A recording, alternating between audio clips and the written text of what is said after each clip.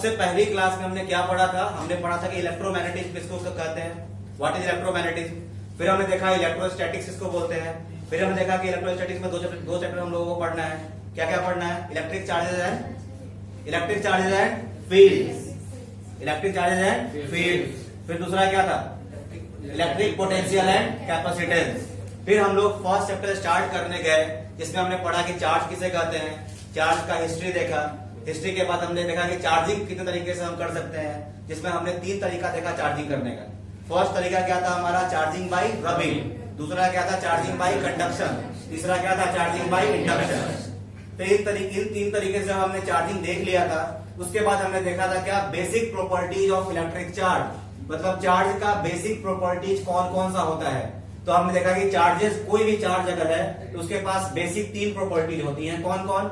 पहला कि charges are additive in nature. दूसरा होता है कि चार्जेस आर क्वांटाइज।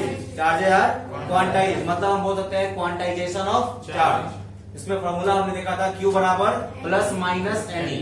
जो सब्सटेंस इलेक्ट्रॉन लूज करता है उस पर चार्ज कैलकुलेट करते हैं Q बराबर प्लस Ne से, और जो सब्सटेंस चार्ज को गेन करता है उस पर हम चार्ज को कैलकुलेट करते हैं Q बराबर माइनस Ne से। और इसी को बोलते हैं हम क्वांटाइजेशन ऑफ चार्जेस। क्यों बोलते हैं? बिकॉज चार्ज का ट्रांसफर कभी भी फ्रैक्शन में नहीं होता है, वो हमेशा इंटीग्रल मल्टीपल्स ऑफ E के फॉर्म में होता है। किसमें होता है? Integral multiples of E। That's why we have formula Q बराबर प्लस माइनस Ne।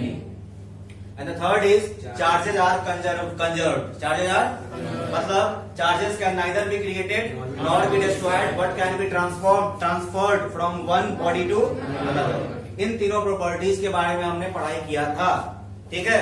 और कुछ और प्रॉपर्टीज के बारे में जान लीजिए। हमने चार्ज के बारे में देखा था कि like charges repel each other और unlike charges attract each other. मतलब अगर हम 2 लाइक चार्जेस को रखेंगे, जैसे फॉर एग्जाम्पल मान लो कि ये आपका चार्ज है, सपोज कर लो ये हमारे पास चार्ज है, 2 चार्ज है।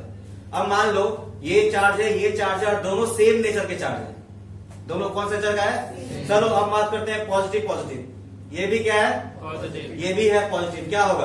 रिपल्सन होगा कि अट्रैक्शन होगा? रिपल्सन। यानी दोनों अगर पॉजिटिव पॉजिटिव होगा तो दोनों क्या हो जाएगा? दोनों में फोर्स ऑफ क्या लगेगा? रिपल्सन। और दोनों अपने जगह से क्या हो जाएगा? दूर भागेगा। अगर वही एक अनलाइक चार्जेस होगा, क्या होगा? अगर एक पॉजिटिव हो गया और एक निगेटिव हो गया तो दोनों में क्या लगेगा? Force of attraction, repulsion. दोनों देखो, दोनों अपने पास आएगा, एक तरफ आएगा कि नहीं आएगा? तो आप क्या देख रहे हो? Like charges repel each other और unlike charges attract each other. कोई दिक्कत नहीं। तो ये था हमारा 2 और प्रॉपर्टीज हम देखे हैं। और एक बात और जान लीजिए कि अगर कहीं भी अगर चार्ज है तो वहां मास होगा पक्का। अगर कहीं भी चार्ज है मतलब वहां पे क्या होगा? मास पक्का होगा। तो बिना मास के चार्ज हो सकता है क्या? नहीं। मास है किसी के बॉडी के पास, अगर मास है इसका मतलब उसके अंदर एटम है। एटम है तो उसके अंदर क्या होगा? इलेक्ट्रॉन, प्रोटॉन और हमको किसका मतलब है? इलेक्ट्रॉन से। इलेक्ट्रॉन है, जाहिर सी बात उसके पास चार्ज है। कोई दिक्कत नहीं। आज हम लोग पढ़ने जा रहे हैं कूलम्ब्स लॉ के बारे में। इसके बारे में कूलम्ब्स लॉ के बारे में आप ध्यान से सुनेंगे। और ये चैप्टर में हम वैसे चार्जेस के बारे में पढ़ रहे हैं जो रेस्ट पोजीशन पे रहता है। किस पोजीशन पे? रेस्ट। Charges at rest. और इसके स्टडी को हम क्या बोलते हैं? इलेक्ट्रोस्टैटिक्स। वही पढ़ रहे हैं ना। यानी इस पूरे चैप्टर में हम लोग केवल और केवल वैसे चार्जेस के बारे में पढ़ेंगे जो रेस्ट पोजीशन पे रहता है। किस पोजीशन पे रहता है? रेस्ट पोजीशन पे रहता है। तो अब आज हम स्टार्ट करने जा रहे हैं कूलम्ब्स लॉ। ये कूलम्ब्स लॉ क्या है पता होना चाहिए। लॉ कब बनता है? जब कोई साइंटिस्ट कोई आविष्कार करता है, कोई अपना थ्योरी देता है और दुनिया के सारे साइंटिस्ट लग जाते हैं उस थ्योरी को गलत करने में, लेकिन कोई साइंटिस्ट उस थ्योरी को गलत नहीं कर पाता है, तब वो जाके वो जो थ्योरी दी है वो कौन सी बन जाता है? लॉ। समझ में आया? जैसे न्यूटन ने 3 लॉ दिया है, सारा दुनिया का साइंटिस्ट लगा हुआ है गलत करने में, गलत हो पा रहा है क्या? हम लोग ही मानते हैं उसको, लॉ को मानते हैं कि नहीं मानते हैं? और पूरा फिजिक्स उसी 3 लॉ पे टिका हुआ है। टिका हुआ है नहीं टिका हुआ है? पूरा फिजिक्स उसी पे टिका हुआ है। वैसे अगर मैं बात करूं कूलम्ब्स लॉ का तो उसमें भी आएगा न्यूटन थर्ड लॉ, देख लेना, उसमें भी न्यूटन थर्ड लॉ आएगा। तो हम बात कर रहे हैं कूलम्ब्स लॉ क्या बोलता है। भाई लॉ किस चीज के बारे में? तो ये लॉ बताता है कि अगर कोई 2 पॉइंट चार्जेज है, अगर 2 कोई स्टैटिक पॉइंट चार्जेज है, मतलब ये दोनों चार्जेज है, अभी पॉइंट चार्ज कैसा चार्ज है? Point charge. और ये रेस्ट में है कि मोशन में है? तो इसको क्या बोलेंगे? 2 स्टैटिक पॉइंट चार्जेज। अगर कोई 2 स्टैटिक पॉइंट चार्जेज है तो या तो दोनों सेम नेचर का होगा या तो डिफरेंट नेचर का होगा। मतलब ये पॉजिटिव या ये नेगेटिव या ये पॉजिटिव ये नेगेटिव, यही ना पॉसिबिलिटी है।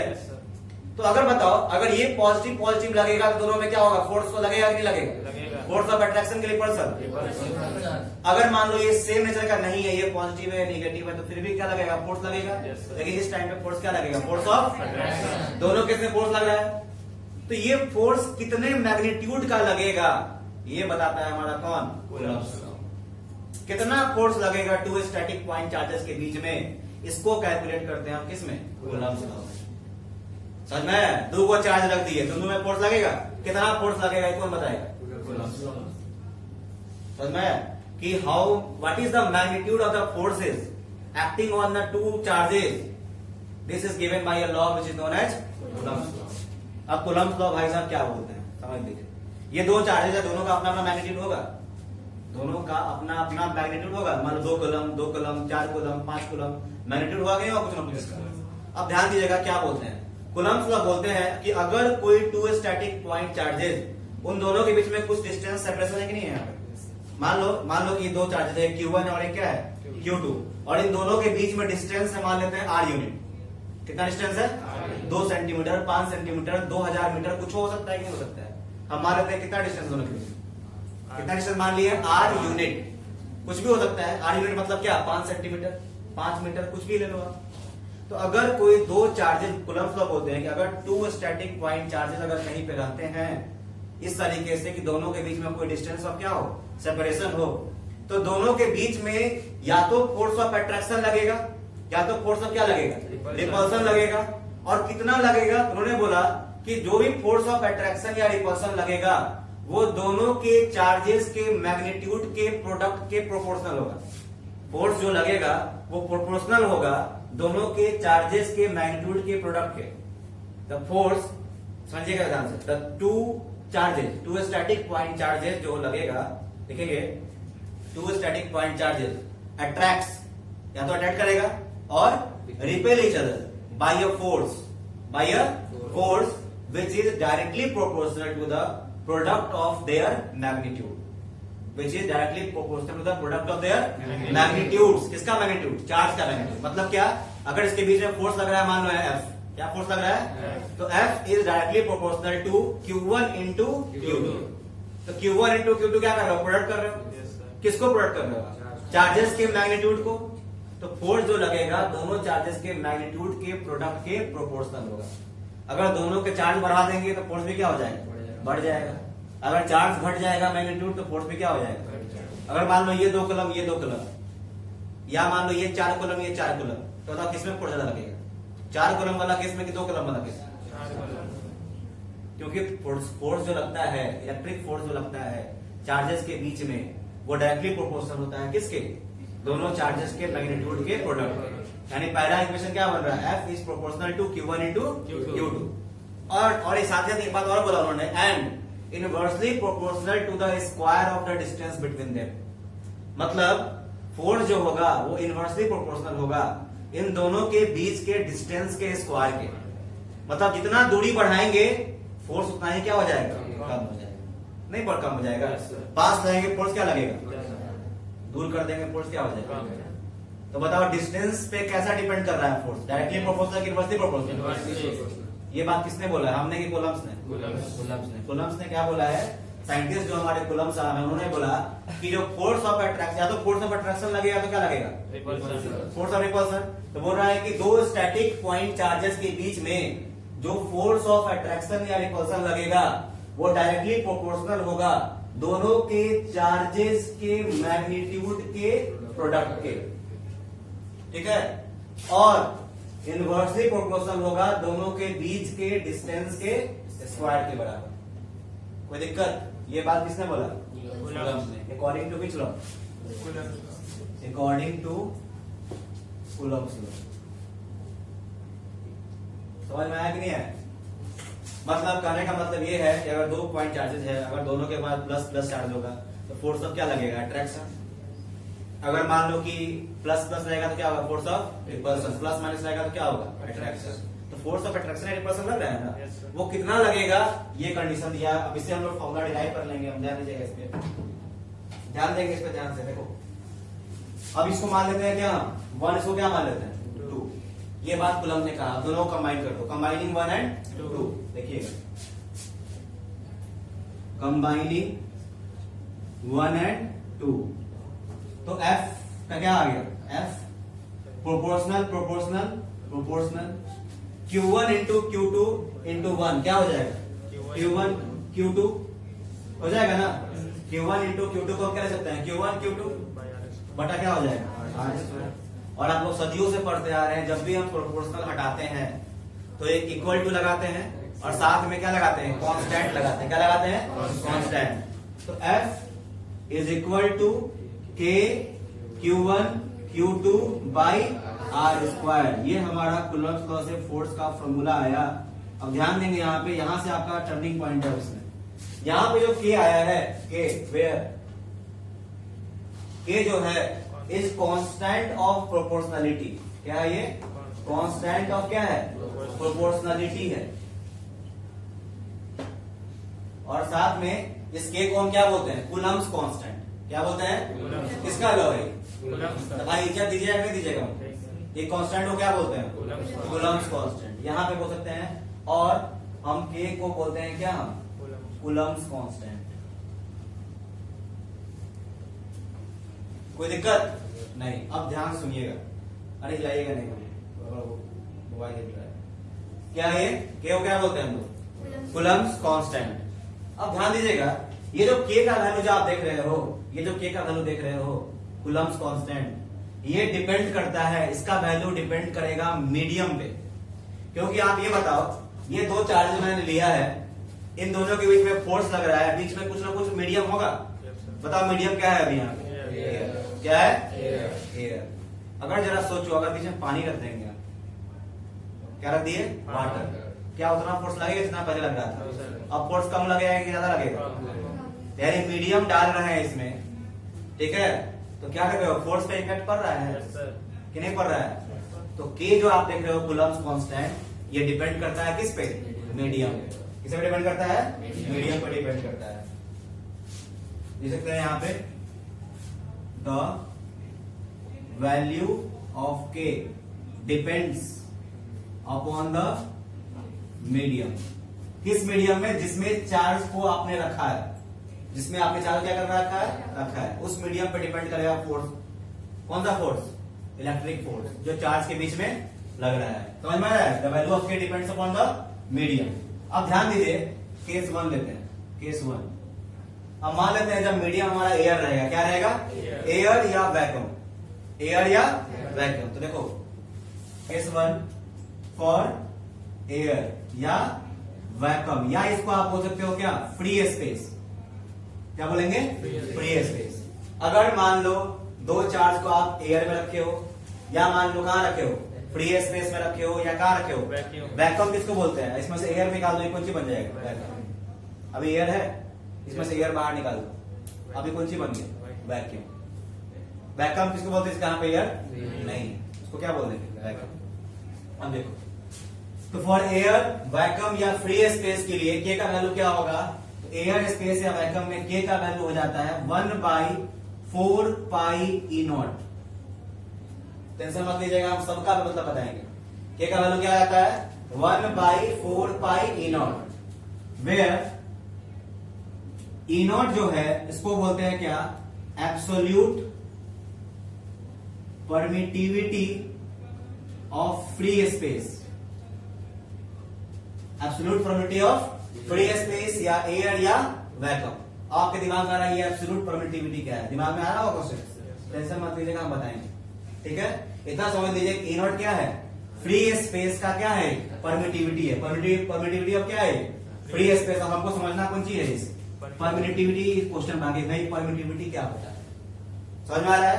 फिलहाल इतना जान लीजिए, K का वैल्यू क्या होता है, 1/4 पाई ई नॉट, कहां पे, एयर में या वैक्यूम में या फ्री स्पेस में। इसमें ई नॉट जो होता है, इस ई नॉट को क्या बोलते हैं हम, permittivity of free space. E naught का जो वैल्यू कैलकुलेट किया गया, ध्यान दीजिएगा, ई नॉट का वैल्यू कैलकुलेट किया गया तो आया 8.854 into 10 to the power -12 into 10 to the power -12 newton metre square पर कूलम्ब स्क्वायर।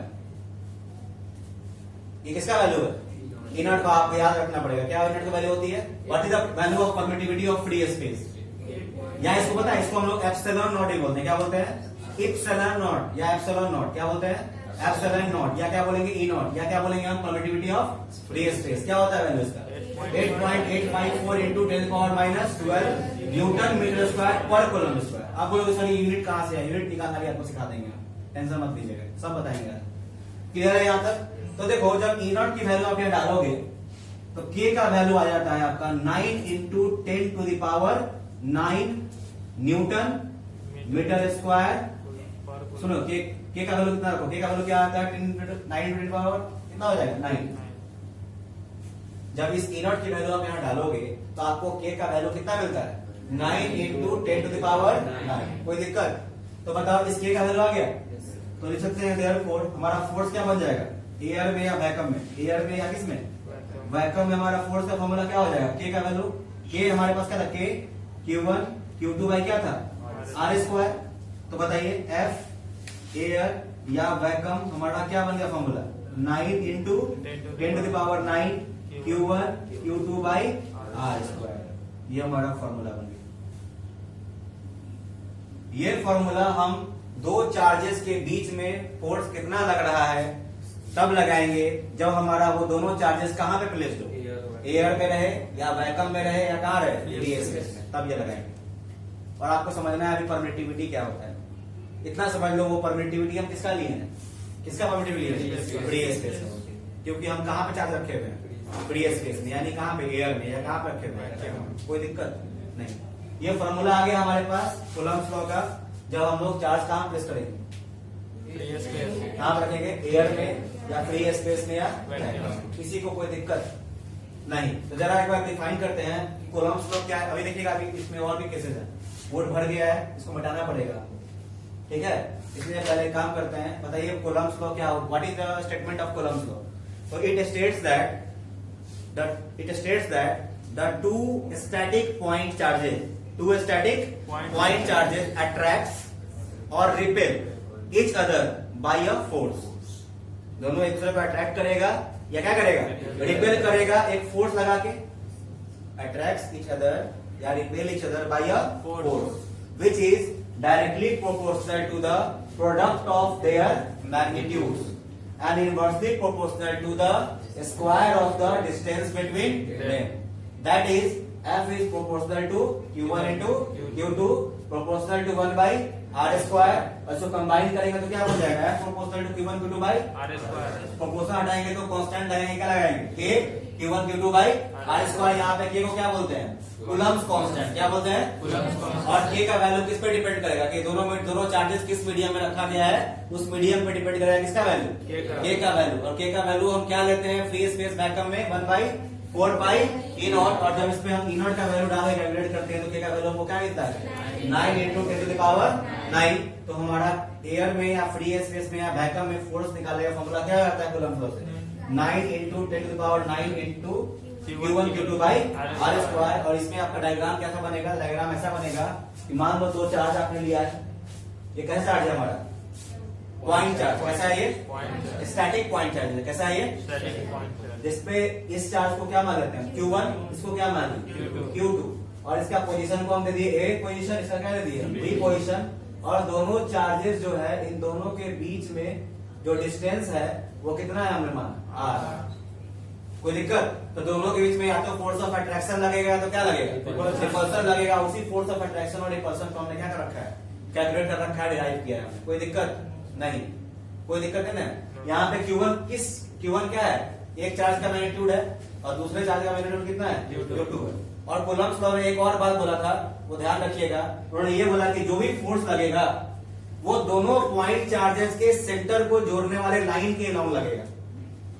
मतलब जो फोर्स लगेगा, मान लो कि ये जो चार्ज है तो इसका सेंटर होगा, इसका सेंटर होगा।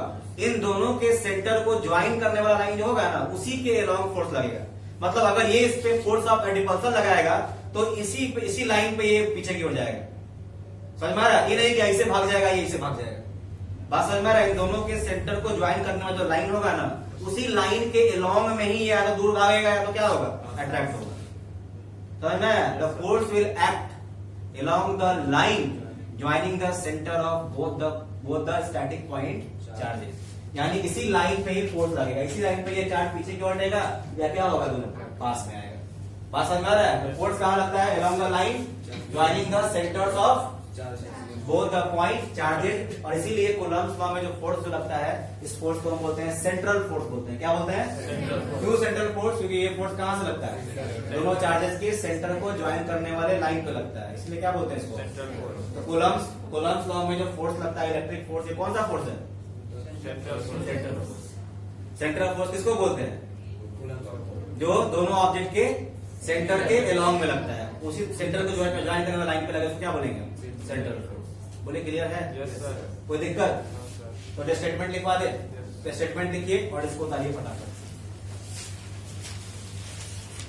इसके बाद एक केस 2 बचा हुआ है, केस 1 ही ना है, केस 2 इसमें हो जाएगा क्या? सुनो, केस 2 भी बताया तो हो जाएगा इसमें। देखो यहाँ तो जाइए, केस 2 भी खत्म कर देगा। देखिए केस 2 देखिए, यहाँ पे सबको दिख रहा है? यहाँ पे केस 2 वो पीछे वाले भैया दिख रहा है? देखिए, for medium, for any medium, for क्या लेना है? एनी मीडियम, मतलब किसी भी मीडियम के लिए। यहाँ पे मीडियम क्या लेते? एयर, स्पेस या वैक्यूम।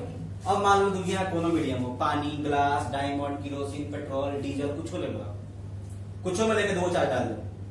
तब एनी मीडियम के लिए देख रहे हैं, किसी भी मीडियम के लिए हम लेंगे तो वहां पे के का वैल्यू हो जाता है 1/4 पाई रहेगा।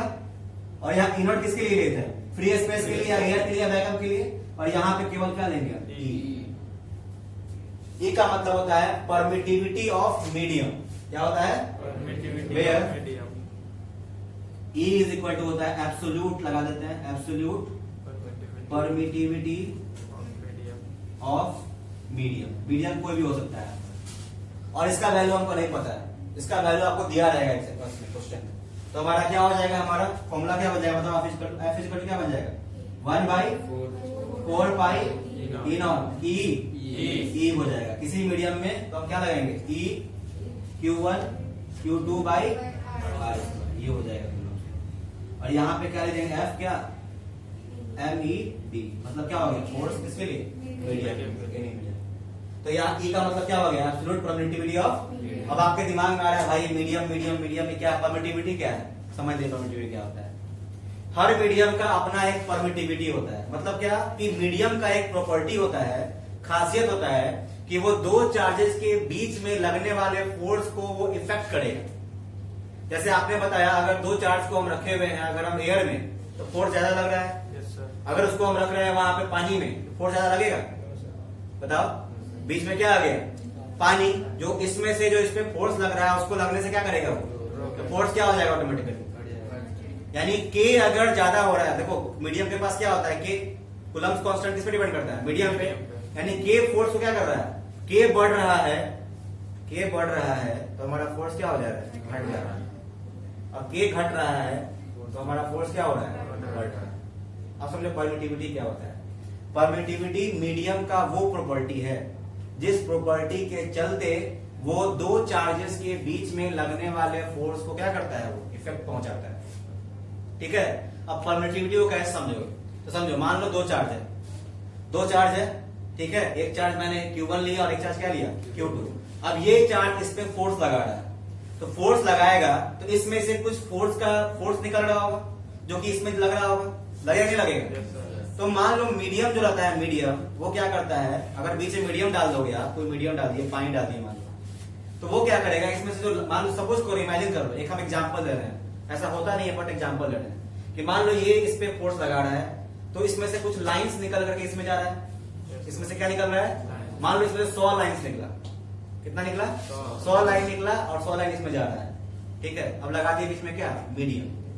तो मीडियम क्या करेगा? आप इसमें से 100 को लाइन को इसमें जाने नहीं देगा। वो 80 लाइंस को एब्जॉर्ब कर लिया। 80 लाइन क्या कर लिया? एब्जॉर्ब कर लिया। और एब्जॉर्ब कर लिया तो अब कितना लाइन गया इसमें? 20। तो 80 जो हो गया ना, वो मीडियम का क्या हो गया? परमिटिविटी हो गया। 80 क्या हो गया? मीडियम का परमिटिविटी हो गया।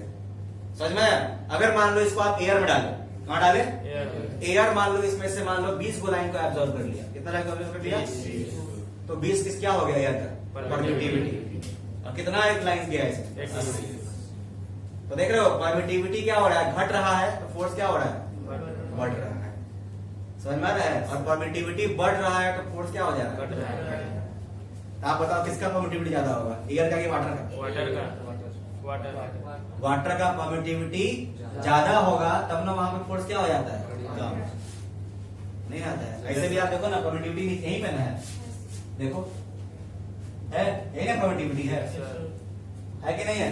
और परमिटिविटी बढ़ेगा, देखो यहाँ पे फॉर्मूला में, देखो यहाँ पे, देखो यही फॉर्मूला है ना, के का वैल्यू डाल दिया यहाँ पे, देखो यहाँ पे परमिटिविटी बढ़ेगा, यहाँ देखो यहाँ फॉर्मूला दिख रहा है सबको। परमिटिविटी बढ़ रहा है तो फोर्स क्या होगा, घट जाएगा। परमिटिविटी दोनों इनवर्सली प्रोपोर्शनल है, ये नीचे और ये ऊपर है। ये अगर बढ़ेगा तो ये क्या होगा, घटेगा, ये घटेगा तो ये क्या होगा, बढ़ेगा। आपको पता है वाटर का परमिटिविटी, अगर मान लो दो चार्ज को आप एयर में रखो तब जो फोर्स लगेगा, और दो चार्ज को आप वाटर में रखो, तो वाटर में रखोगे ना, फोर्स जो लगेगा दो चार्ज के बीच में वो 80 गुना कम हो जाता है एयर की तुलना में। बात समझ में आ रहा है? मान लो ये दो चार्ज हमने रखा है एयर में, अब इसमें कुछ फोर्स लगा, ठीक है, मान लो इसमें फोर्स लगा F, कितना लगा फोर्स F। अब इसको रख दिए, इस दो चार्ज को ले गए कहां रख दिया, पानी में, तब इसमें फोर्स कितना लगेगा, 1/80 गुने F। तो फोर्स कितना गुना कम हो गया, 80 गुना कम हो जा रहा है। तो 80 क्या है, परमिटिविटी है, किसका, वाटर। समझ में आ रहा है? अरे समझ में आ रहा है? पक्का? परमिटिविटी किसी भी मीडियम का ज्यादा है तो फोर्स क्या लगेगा, कम। परमिटिविटी कम है तो फोर्स क्या लगेगा, ज्यादा। क्लियर है? कोई दिक्कत? तो परमिटिविटी क्या डिसाइड कर रहा है कि दो चार्ज के बीच में लगने वाला फोर्स कितना होगा, कितना ज्यादा होगा या कितना कम होगा, ये कौन डिसाइड कर रहा है, मीडियम का परमिटिविटी। क्लियर है? अगर आप एयर की तुलना में, जाहिर सी बात है, आप ले जाओगे डायमंड में रखोगे दो चार्ज को, तो भाई साहब डायमंड में परमिटिविटी क्या हो जाएगा आपका, घट जाएगा कि बढ़ेगा, बढ़ेगा। डायमंड में परमिटिविटी क्या हो जाएगा, तो फोर्स क्या हो जाएगा। अगर वही दो चार्ज को हम वैक्यूम में ले जाएंगे स्पेस में, तो वहां परमिटिविटी क्या हो जाएगा, घट जाएगा, तो आपका फोर्स क्या हो जाएगा, बढ़ जाएगा। अगर फिर भी आपको समझ में नहीं आया तो रिलेशन देख लीजिए, ई बढ़ेगा तो क्या होगा, फोर्स घटेगा, ई घटेगा तो फोर्स क्या हो जाएगा, बढ़ेगा। ई कौन सी है, परमिटिविटी, किसका, मीडियम का। अगर आपको मीडियम पता है कि भाई एयर है या कौन सी है, स्पेस है या क्या है आपका,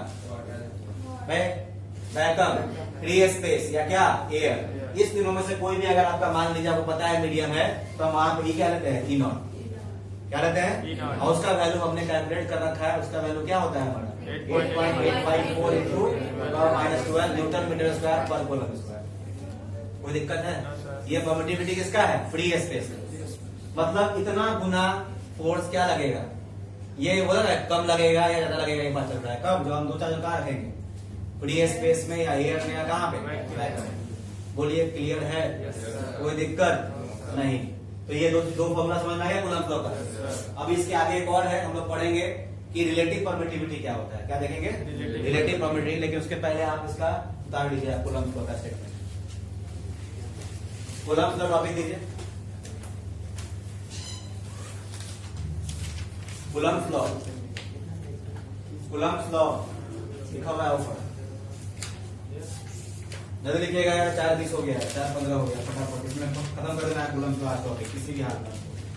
कल इसका देखिए, हम लोग क्या देखे हैं कि फॉर वैक्यूम या एयर के लिए हमने देखा कि फोर्स का फॉर्मूला होता है वैक्यूम या एयर के लिए, क्या होता है बताइएगा बाबू, बताइए क्या होता है, 9 into 10 to the power 9 Q1 Q2 by R square, Q1 Q2 by R square होता है।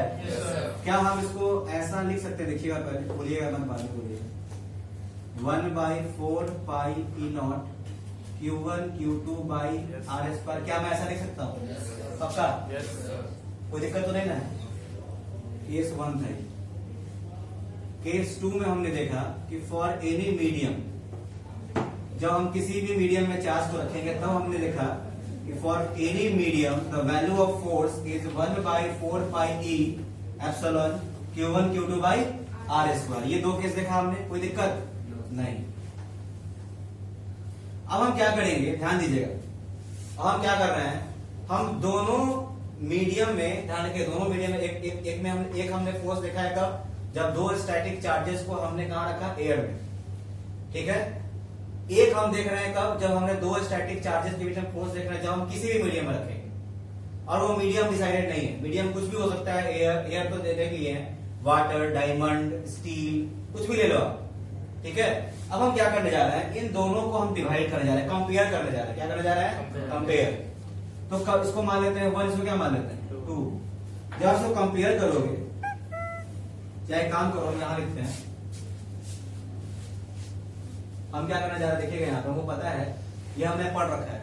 अब हमने लिया मान लो फोर्स, फिर से दोबारा लिख रहे हैं, वैक्यूम या एयर होता है हमारे पास 1/4 pi e naught Q1 Q2 by r square, समझना अच्छे से आपको। फिर दूसरा हमने देखा कि F फोर्स किसी भी मीडियम में जो लगेगा दो स्टैटिक पॉइंट चार्जेस के बीच में, वो होगा 1/4 pi epsilon Q1 Q2 by r square, ये होगा। अब हम दोनों को डिवाइड करें, डिवाइडिंग 1 and 2, तो 1 है और ये 2 है, इस दोनों को हम कंपेयरिंग करो या डिवाइड करो, तो लिखते हैं डिवाइडिंग 1 and 2। जनरली ये चीज समझ में नहीं आता है, बहुत कम लोगों को समझ में आता है, इसलिए तब पूरा फोकस रखिए। देन जब हम डिवाइड करेंगे तो आप लोग पढ़े होंगे डिवाइड का असूल होता है कि LHS को डिवाइड करते हैं LHS से, RHS को डिवाइड करते हैं RHS से। तो LHS में क्या है, F वैक्यूम, RHS में क्या है, तो LHS में नीचे क्या है, मीडियम। तो देख सकते हैं F वैक्यूम या air divide by F medium, कोई दिक्कत नहीं, is equal to 1/4 pi epsilon naught या ई नॉट। जिसको नहीं पढ़ने आता हो क्या बोलता है, ई नॉट। जिसको पढ़ने आता हो क्या बोलेगा, epsilon naught Q1 Q2 by r square.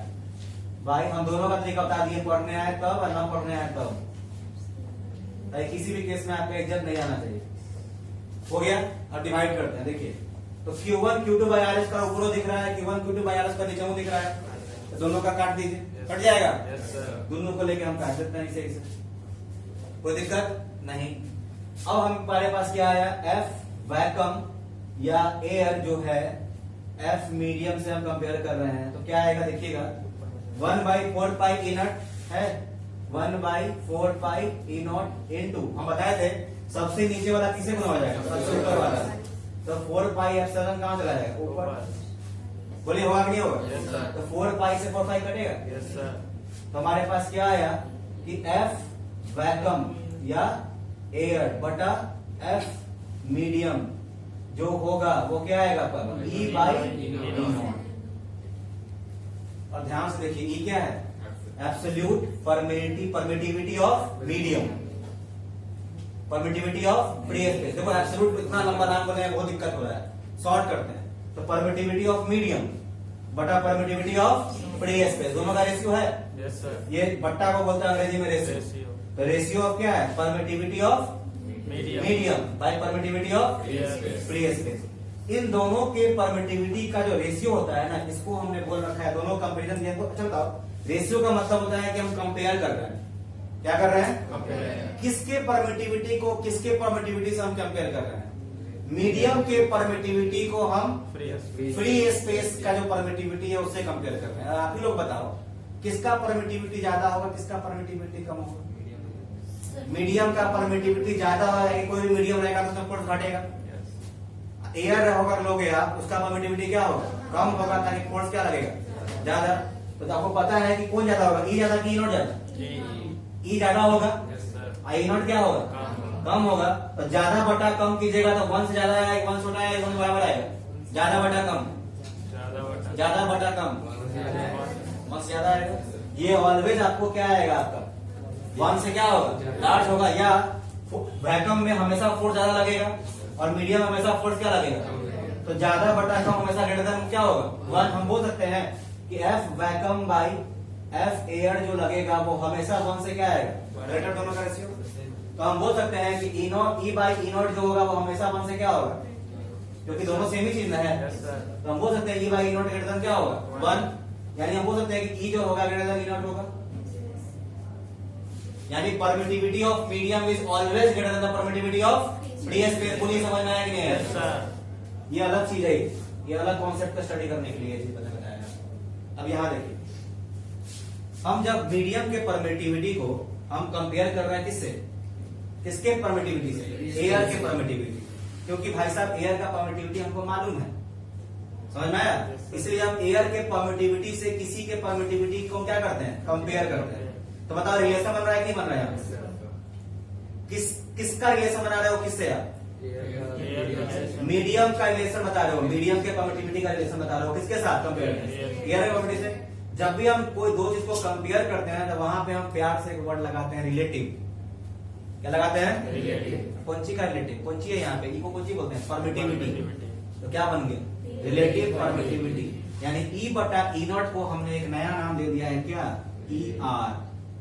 और ई आर का मतलब क्या होता है, relative permittivity. What is relative permittivity, that is the ratio of permittivity of medium to the permittivity of free space. जो जल्दी किसी को समझ में नहीं आता है, बोलिए आपको समझ में आया। रिलेटिव परमिटिविटी क्या है, कि क्या बताता है, तो मीडियम के परमिटिविटी का रेशियो है किसके साथ, परमिटिविटी ऑफ एयर या परमिटिविटी ऑफ क्या, फ्री स्पेस के साथ। यानी जब हम मीडियम के परमिटिविटी को फ्री स्पेस के परमिटिविटी से कंपेयर करते हैं तो उसके कंपैरिजन के रेशियो को हमने क्या नाम दिया है, रिलेटिव परमिटिविटी। कोई दिक्कत, यानी अगर ई बाई ई नॉट अगर ग्रेटर देन 1 है, इसका मतलब होगा कि रिलेटिव परमिटिविटी हमेशा 1 से क्या होगा, क्योंकि ई बाई ई नॉट ही नहीं यार है। देखो ई बाई ई नॉट ही क्या है, E R. E by E not अगर ई आर बन गया, ई आर ग्रेटर देन क्या होगा, यानी ई आर की वैल्यू हमेशा 1 से क्या मिलेगी, ज्यादा। क्या समझ में आ रहा है, भेजा में कुछ दूसरा है। देखिए यहाँ पे ई आर को ही हम लोग एक और नाम बोलते हैं के, और के को वो के होता है आपका डाई इलेक्ट्रिक कांस्टेंट। नया नया नाम सब आ रहा है, टेंशन मत लेना, सबका इलाज होगा। ई आर को ही हम लोग क्या बोलते हैं, के, और के का मतलब यहाँ क्या होता है, dielectric constant. Dielectric मतलब क्या होता है, इंसुलेटर। इंसुलेटर को हम क्या बोलते हैं, डाई इलेक्ट्रिक, बस और कुछ नहीं है। जनरली लोग सब घबरा जाता है डाई इलेक्ट्रिक सुन करके। डाई इलेक्ट्रिक का मतलब क्या है, क्या है, इंसुलेटर। इंसुलेटर क्यों बोल रहे हैं भाई, दो चार्ज के बीच में आप मीडियम डाल रहे हो तो इंसुलेटर हो बन रहा है, नहीं बन रहा है, रोक रहा है कि नहीं रोक रहा है कोई चीज। इंसुलेटर मतलब क्या, रोकना। जहाँ चार्ज को फ्लो करने से होता है तो क्या बोलते हैं, इंसुलेटर। आप दो चार्ज के बीच में डाल दे रहे हो मीडियम, तो मीडियम कौन सी काम कर दिया, इंसुलेटर का काम किया कि नहीं किया। इसलिए हमने क्या वर्ड लगाया, डाई इलेक्ट्रिक। क्या लगा दिया, तो यहाँ पे ई आर को हम क्या बोलते हैं, के, और के का मतलब क्या होता है, डाई इलेक्ट्रिक कांस्टेंट। तो हम लिख सकते हैं यहाँ पे कि नाउ हम लिख सकते हैं कि ई बाई ई नॉट जो होता है वो ई आर और के बराबर होता है, होगा नहीं होगा। तो अगर हमको परमिटिविटी ऑफ मीडियम निकालना है, परमिटिविटी ऑफ क्या निकालना है, मीडियम, तो ई बराबर क्या बन जाएगा, या तो ई नॉट ई आर, होगा नहीं, क्रॉस मल्टीप्लाई करोगे ना, क्या बन जाएगा, ई बराबर, सॉरी गलती हो गया, क्या होगा, ई बराबर क्या होगा, ई नॉट इंटू ई आर। या हम इसको कह सकते हैं क्या, ई बराबर ई नॉट इंटू क्या, के। ई आर है, ई आर को ही के बोलते हैं। रिलेटिव परमिटिविटी को ही हम लोग क्या बोलते हैं, डाई इलेक्ट्रिक कांस्टेंट। बोलिए समझ में आ रहा है बात। रिलेटिव परमिटिविटी को ही हम लोग क्या बोलते हैं, रिलेटिव परमिटिविटी। किसके परमिटिविटी को किसके परमिटिविटी से हम रेशियो निकालते हैं, मीडियम के परमिटिविटी से फ्री स्पेस के परमिटिविटी। ठीक है, अब ध्यान दीजिएगा, ये जो आपका फॉर्मूला बनता है, इससे बहुत सारा न्यूमेरिकल्स करना है। IIT में इससे न्यूमेरिकल आता है, क्योंकि ये वैसा सेक्शन है जल्दी किसी को समझ में नहीं आता। हाँ बोलिए। यहाँ पे भी के है और कूलम्स लॉ में भी के, तो अगर दोनों एक जगह आ गए तो कैसे समझेंगे, नहीं आएगा, कभी नहीं आएगा, क्योंकि आप उस के जगह पे आप ये कहाँ लगाएंगे, नीचे।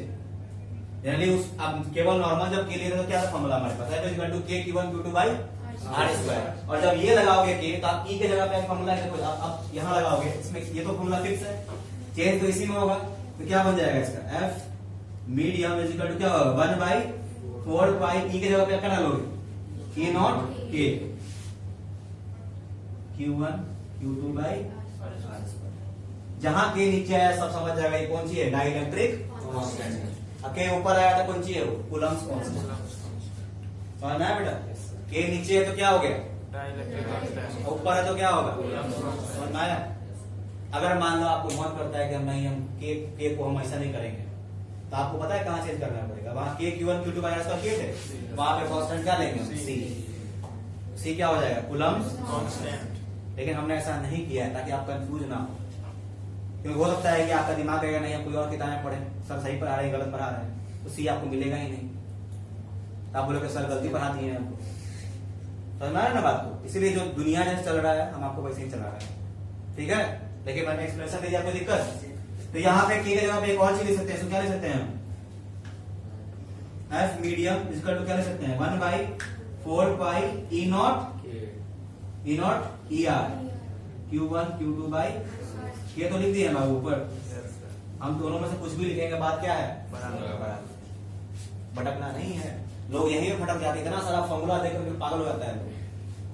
कितना फॉर्मूला हो गया देख रहे हो आप, तो भटकना नहीं है। पहला फॉर्मूला बात करते हैं, वो क्या है, जब मीडियम फिक्स है, क्या मीडियम एयर, तो केवल क्या लाएंगे 1/4 pi e naught Q1 Q2 by. तो हम इसका झमेले नहीं पालते हैं, इसका 1/4 पाई तो वैल्यू इसका मालूम है 9 क्या झमेला पालेंगे 1/4 पाई नॉट का, हमको वैल्यू मालूम है, ऐसा क्या होता है सीधा लगा देंगे।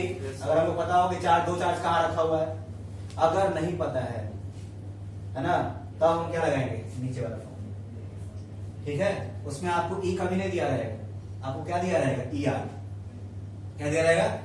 और बाबू आपको याद होगा इनोट का वैल्यू पता है आपको, इनोट का क्या जाता है 8.854 into 10⁻12 न्यूटन मीटर स्क्वायर पर कूलम स्क्वायर, पता है कि नहीं पता है, कोई दिक्कत नहीं।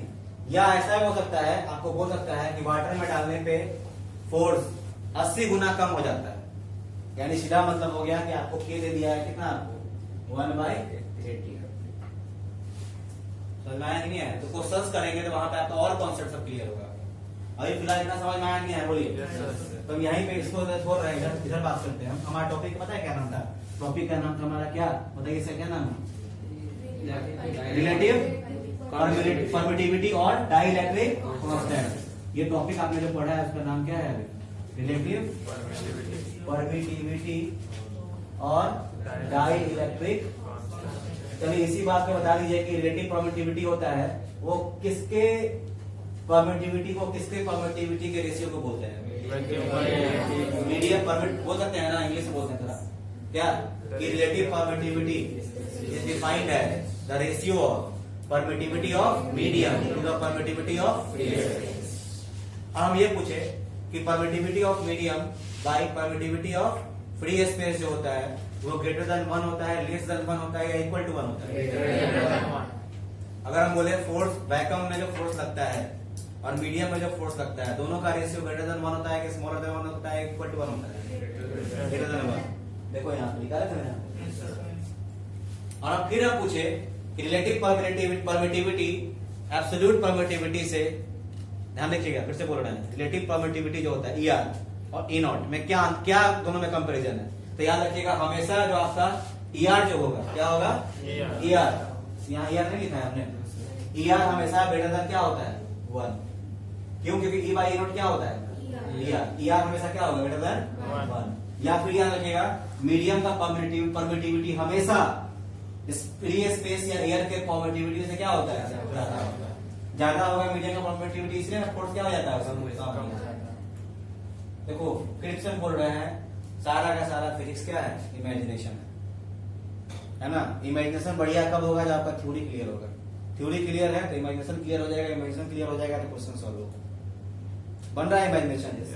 अगर मीडियम की बात करें और अगर हम फ्री स्पेस की बात करें तो दोनों के तुलना में किसमें फोर्स ज्यादा लगेगा, किसमें फोर्स कम लगेगा, फ्री स्पेस में अगर हम चार्ज को रखते हैं तो फोर्स क्या लगेगा दोनों में, और उसी दो चार्ज को अगर हम मीडियम में रख दें स्पेस को छोड़ के, एयर को छोड़ के, तो फोर्स क्या हो जाएगा। इसका मतलब ये हो गया कि उस मीडियम का परमिटिविटी जो है वो क्या है ज्यादा है ना, और फ्री स्पेस और एयर का परमिटिविटी क्या होता है, मीडियम परमिटिविटी कम होता है। और यहाँ हमने डिराइव भी कर दिया इक्वेशन से, नहीं किया है, क्लियर है।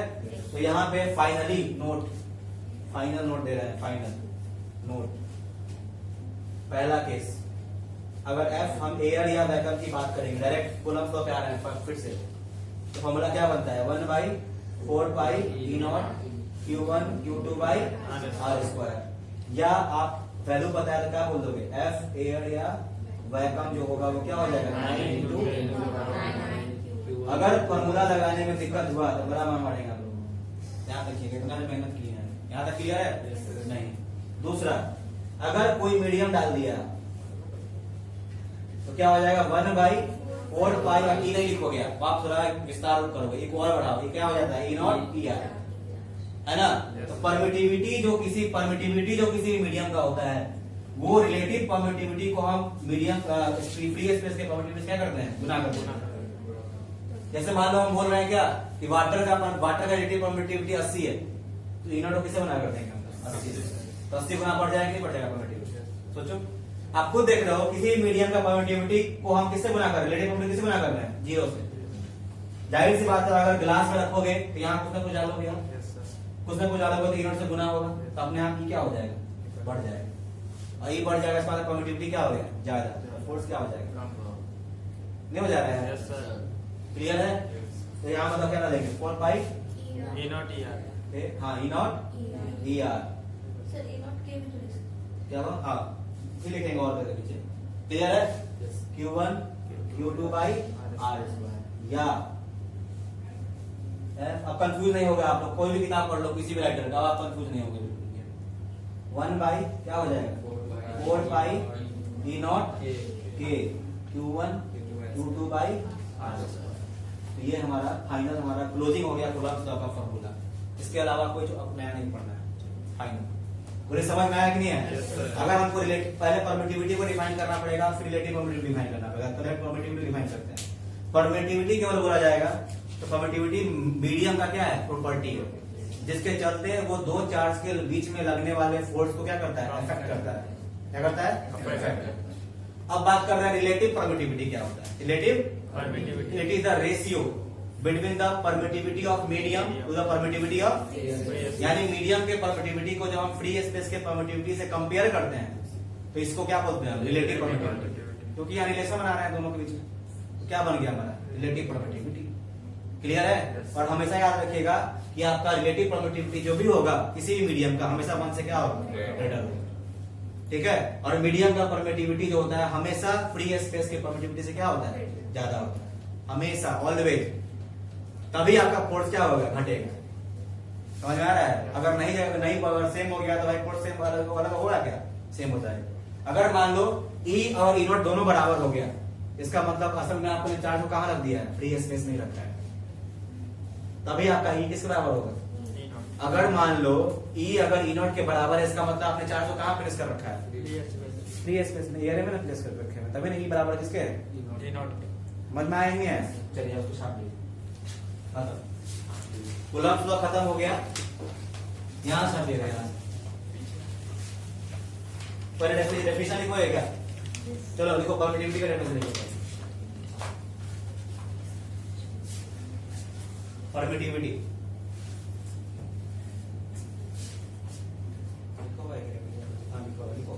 it is the property of the medium, it is the property of the medium, it is the property of the medium which determines, it is the property of the medium which determines the electric force between,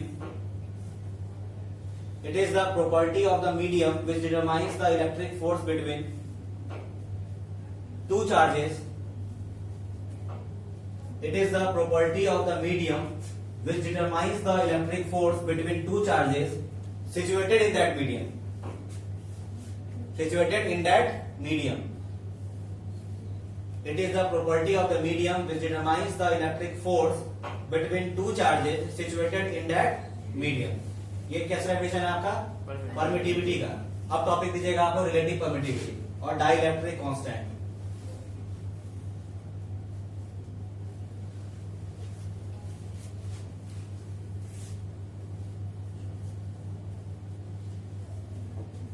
relative permittivity, इसमें कुछ theory लिखा है क्या, देख लो पहले कुछ theory लिख लो। एक काम करो, पहले यहां तक लिख लो रिलेटिव परमिटिविटी और डाइलेक्ट्रिक कांस्टेंट। सिंबल वगैरह में सिंबल क्या होता है ऐसा, ई आर और क्या ए दे दीजिए। उसके बाद कुछ थ्योरी लिखा देते हैं पहले।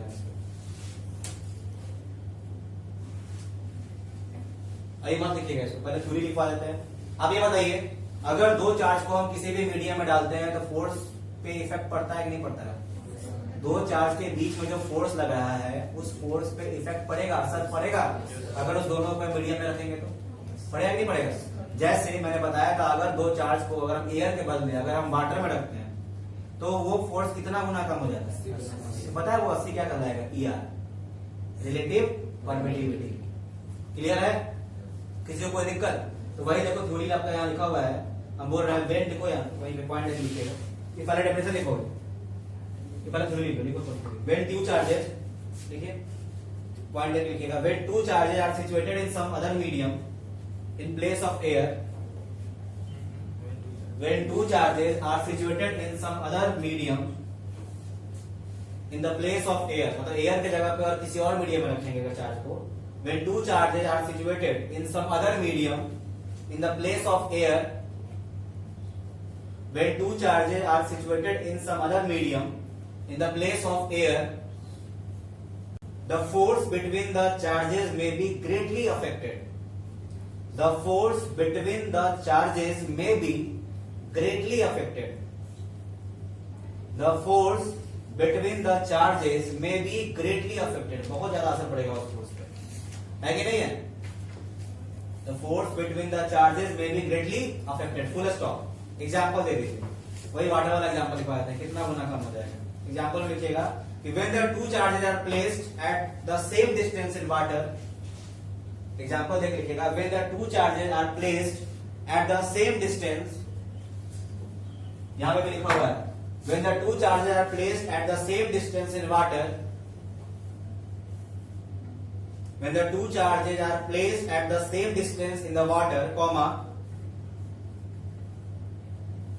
same distance in the water, comma, the force between the two charges becomes, the force between the two charges becomes about, कितना गुना कम हो जाएगा?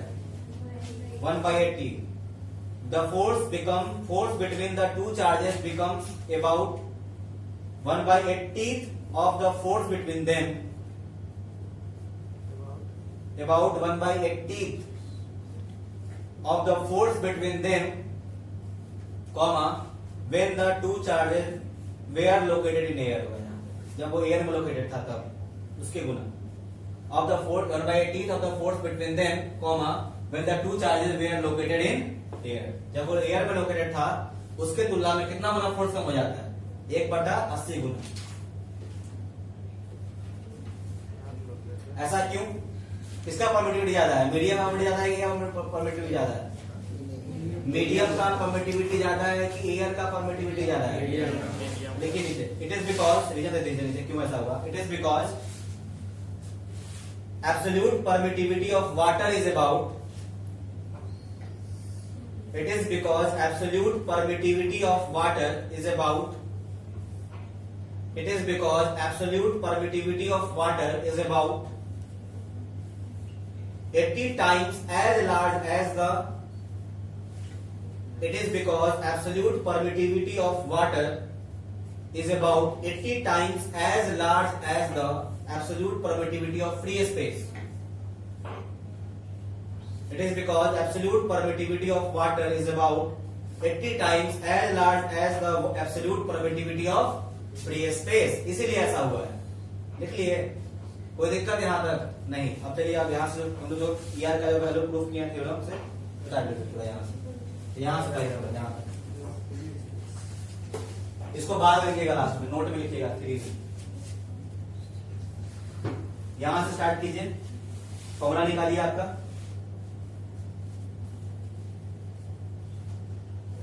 ये बहुत इंपॉर्टेंट है, ध्यान रखिएगा ये वाला E/E0 को ही हम लोग ER बोलते हैं।